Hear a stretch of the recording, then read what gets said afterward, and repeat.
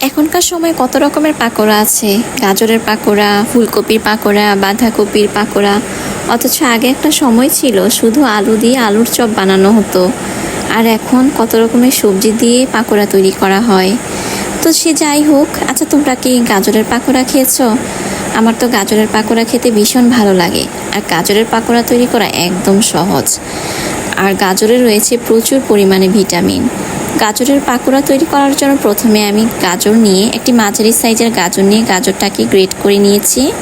Great করে নেওয়ার পর এবার এতে পেঁয়াজ কুচি, কাঁচামরিচ কুচি, সামান্য পরিমাণে লবণ আর কর্নফ্লাওয়ার আর বেসন দিয়ে একসাথে খুব ভালোভাবে মেখে নিয়েছি।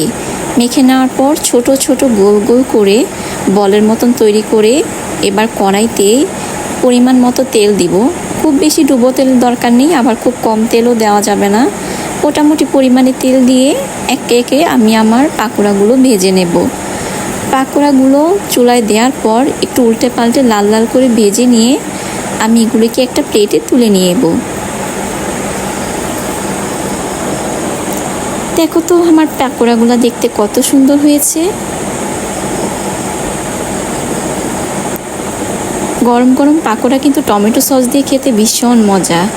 এই যে তৈরি হয়ে গেল আমার মজাদার গাজরের পাকোড়া। তোমরা কিন্তু সবাই বাসায় তৈরি করে খাবে। এটা খেতে কিন্তু ভীষণ মজা, টমেটো সসের সাথে খেতে কিন্তু সেই লাগে। তো ভালো থাকো সবাই। সামনে আবার যদি আমি কিছু তৈরি করি তাহলে তোমাদের সাথে সেটা রেসিপি শেয়ার করব। ভালো থাকো সবাই, আল্লাহ হাফিজ।